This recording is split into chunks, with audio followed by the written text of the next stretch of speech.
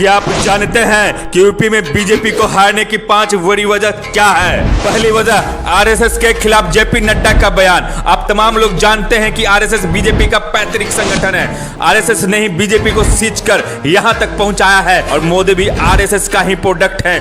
Modi RSS का प्रचारक रह चुके हैं। फिर भी नड्डा कहते हैं अब बीजेपी सक्षम पार्टी है और अपने दम पर चलती है।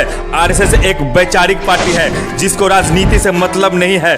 बीजेपी अब अपने दम पर राजनीति करती है। यह अटल अडवाणी के समय का बीजेपी नहीं है, यह मोदी का समय का बीजेपी है जहां आरएसएस की जरूरत हमें चुनाव में नहीं है। इस बयान के कारण पहले से नाराज चल रही आरएसएस और ज्यादा नाराज हो गया और परिणाम आप लोगों के सामने है। लोगों का कहना है कि नड्डा और शाह इतना घमंडी हो गए हैं कि आरएसएस पदाधिकारी का कोई भी बात नहीं माना जा रहा है। यहां तक कि अगर आरएसएस के अधिकारी चाहे तो एक मंडल अध्यक्ष भी अपने मन से नहीं बना सकते हैं। नहीं तो जरा सोचिए, जो आरएसएस चुनाव के समय हर एक विधानसभा में अपना शाखा लगाती थी, मीटिंग करती थी, लोगों के पास जाती थी, अपना विचार लोगों के पास रखती थी, बीजेपी को जिताने के लिए संघ प्रचारक घर घर अभियान चलाते थे। इस बार एक भी संघ का छोटा कार्यकर्ता से लेकर बड़ा प्रचारक तक कहीं भी चुनाव में नजर नहीं आया।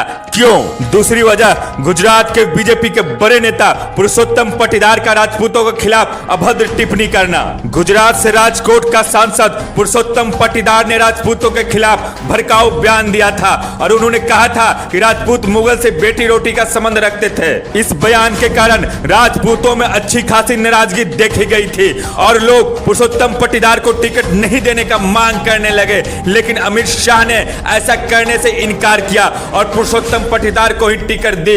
लेकिन शायद उन्हें यह अनुमान नहीं था कि जो राजपूत अपने मातृभूमि की रक्षा के लिए अपना सर्वत्र निछावर कर सकता है, वो अपने मां बहन के अपमान में बातें कहने वाले नेता के खिलाफ जाकर कुछ भी कर सकता है। और हुआ भी ऐसा ही। राजस्थान से लेकर उत्तर प्रदेश तक राजपूतों की नाराजगी के कारण बीजेपी सीट गंवाई। अब सवाल यह उठता है कि इतना बड़ा नेता, बुजुर्ग नेता, एक्सपीरियंस नेता इस प्रकार का बेतुका बयान क्यों दिए? क्या वह ऐसा बयान सिर्फ इसलिए दिए कि पाटीदार मोबिलाइज हो जाए? जिस प्रकार से उनका सीट नहीं काटा, उससे तो यही अनुमान लगाया जा सकता है कि अमित शाह की यह सोची समझी रणनीति थी गुजरात में पाटीदारों को वोट बैंक एक तरफ करने का, जिससे गुजरात में तो फायदा हुआ क्योंकि वह क्षत्रिय समाज निर्णायक भूमिका में नहीं है। लेकिन जहां जहां निर्णायक भूमिका में है वहां वहां बीजेपी और मोदी को भुगतना पड़ा क्योंकि उस बीजेपी के नेता पर किसी प्रकार का कोई कार्रवाई नहीं करना क्षत्रियों का सम्मान को आहत पहुंचाना था। तीसरा सबसे बड़ी वजह योगी को साइडलाइन करना। आप लोगों में से बहुत कम लोग जानते होंगे कि योगी को साइडलाइन करने का प्रयास किया जा रहा था और यूपी के राजनीति में डायरेक्ट अमित शाह का दखल बढ़ गया था। चाहे वह राजा भैया से मीटिंग हो या धनंजय सिंह को बीजेपी में शामिल करवाना हो, यह तमाम तरह के कार्य अमित शाह ने यूपी में योगी के साथ मिलकर नहीं किया, बल्कि अपने तरीके से और अपने घमंडिया अंदाज में किया और बहुत सारे ऐसे कैंडिडेट को टिकट दिया जिसमें योगी का सहमति नहीं था। योगी ने केंद्र को एक लिस्ट दिया था जिसमें लगभग 35 कैंडिडेट ऐसे थे जिसे योगी बदलना चाहते थे, क्योंकि योगी ने चुनाव के पहले एक सर्वे किया था जिसमें लोग वर्तमान कैंडिडेट से नाराज थे क्योंकि वे तमाम सांसद कामचोर थे और जनता के बीच उपलब्ध नहीं रहते थे, जिस वजह से योगी नहीं चाहते थे कि कामचोर सांसद फिर से चुनाव लड़े। और सूत्रों के हवाले से यह खबर है कि योगी ने जो पत्र भेजा था और जितने नाम थे वह सभी सांसद चुनाव में हार गए। अगर आज यूपी में बीजेपी के पास 33 सीट भी है तो सिर्फ और सिर्फ योगी के वजह से है, नहीं तो यह 33 सीट भी बीजेपी यूपी में नहीं ला पाती। इस चीज को भाजपा के शीर्ष नेतृत्व अंतिम चरण आते आते समझ गए। बिना योगी का यूपी में और यूपी के सटे इलाकों में अच्छा संख्या में सीट लाना मुश्किल है। इसलिए योगी का तस्वीर सोशल मीडिया पर तैरने लगा और योगी से सभाएं कराए जाने लगे। नहीं तो मेरठ में जहां से अरुण गोविल सांसद बने हैं वहां पर योगी और मोदी का सभा था और वहां योगी का फोटो बैनर में था ही नहीं। यह घटना यह प्रमाणित करने के लिए काफी है। योगी को साइडलाइन करने का भरपूर प्रयास किया गया, लेकिन जब ज्यादा संख्या में बीजेपी को सीटों का नुकसान हुआ और बीजेपी के मैनेजमेंट को समझ में आ गया कि बिना योगी के यूपी में 10 सीट लाना भी मुश्किल हो जाएगा और बिना आरएसएस के सपोर्ट के महाराष्ट्र में 2 सीट भी लाया नहीं जा सकता, तब जाकर बीजेपी के नेताओं ने मोदी और आरएसएस के प्रशंसा में अपनी सभाओं में बातें करने लगे।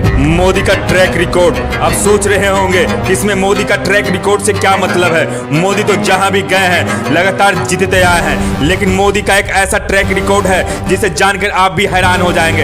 जब मोदी पहली बार गुजरात में मुख्यमंत्री बने थे तब इनको जो सबसे ज्यादा मदद किए थे वे प्रवीण तोगड़िया थे, जिन्होंने उस समय 100 से ज्यादा सभाएं मोदी के पक्ष में की थी और प्रवीण तोगड़िया को एक हेलीकॉप्टर पूरे चुनाव में दे दिया गया था जिससे वह क्षेत्र में घुमा करते थे और प्रवीण तोगड़िया का ऐसा क्रेज था कि उनको देखने के लिए हजारों लोग आया करते थे, हजारों गाड़ियों की काफिला में चलते थे, लाखों लोग उनके दीवाने थे। लेकिन जैसे ही सत्ता में मोदी जी स्थापित हुए सबसे पहले प्रवीण तोगड़िया का ठिकाना लगाए और उन्होंने साफ शब्दों में कह दिया कि प्रवीण तोगड़िया किसी भी तरह से सरकार में शामिल नहीं होना चाहिए। एक समय अडवाणी जी ने नरेंद्र मोदी को मुख्यमंत्री बनाया था जब पूरा देश के मीडिया नरेंद्र मोदी के खिलाफ थी, अटल बिहारी वाजपेयी उनसे नाराज थे। उस समय अडवाणी ने उनका साथ दिया और नरेंद्र मोदी को राजनीति मृत्यु होने से बचा लिया। लेकिन समय पर मोदी ने अडवाणी को भी ठिकाना लगा दिया जिस प्रकार से उन्होंने संजय जोशी को ठिकाना लगाया था। मोदी का ट्रैक रिकॉर्ड देखकर बहुत सारे नेता इनसिक्योर रहते हैं, जिस कारण से ना वह खुलकर काम कर पाते हैं, नहीं खुलकर अपने क्षेत्र के समस्याओं को नेतृत्व तक पहुंचा पाते हैं। मोदी अपने समतुल्य किसी को भी देखना पसंद नहीं करते हैं, जिस कारण से बहुत सारे समूह के वोट बैंक बीजेपी के खाते में ट्रांसफर नहीं हो पाया। जैसे शिवराज सिंह चौहान जो लगातार जीतते आए फिर भी उनको मुख्यमंत्री पद से हटा देना, और सिर्फ यही नहीं उन्हें पार्टी का प्रचारक भी नहीं बनाया गया क्योंकि वह ओबीसी का बहुत बड़ा चेहरा थे, उनका यूपी में इस्तेमाल हो सकता था लेकिन ऐसा नहीं हो सका। और आप देख सकते हैं कि ओबीसी, दलित और पिछड़ा समाज का वोट परसेंटेज यूपी में सबसे खराब रहा। बीजेपी को वोट न देकर वे लोग अखिलेश यादव के पक्ष में मतदान किए। वसुंधरा राजे को साइड करना भी बीजेपी को राजस्थान में भारी पड़ा। आप जानते हैं कि बीजेपी को दोबारा सत्ता में लाने का काम वसुंधरा राजे ने की थी, लेकिन वसुंधरा राजे को सत्ता से बेदखल कर दिया गया। अखिलेश यादव का जातिवाद थ्योरी काम कर जाना। मोदी और शाह राम मंदिर निर्माण के बाद यह समझते थे कि संपूर्ण देश में राम मंदिर के हवा में और हिंदुत्व की लहर में 400 सीट पार कर जाएंगे, लेकिन ऐसा हो न सका और अखिलेश यादव ने यहीं पर शाह और मोदी को मात दे दिया। यादव ने ऐसा जातिवाद काट खेला कि राम मंदिर का निर्माण और धारा 370 भी फीका पड़ गया। अयोध्या जहां राम मंदिर का निर्माण हुआ वहीं से बीजेपी हार गई। राष्ट्रवाद और सनातन पर जातिवाद भारी पड़ गया। बिना आरएसएस के सहयोग के सिर्फ राम मंदिर के लहर में शाह लोकसभा के बैतरनी पार करना चाहते थे, लेकिन ऐसा हो न सका। आरएसएस साइलेंट होकर पूरा खेल बिगाड़ दिया। यूपी में राजपूतों को 2014 में जितना संसदीय टिकट मिला था उसका मात्र 50% 2024 में मिला। यह भी एक बहुत बड़ी वजह है यूपी में बीजेपी का खराब परफॉर्मेंस का। जनरल बीके सिंह जैसे क्रांतिकारी का टिकट काटना भी बीजेपी को भारी पड़ा। यह रिपोर्ट रिसर्च पर आधारित है। मैं आज भी मानता हूं कि मोदी जैसा प्रधानमंत्री देश को मिलना सौभाग्य की बात है।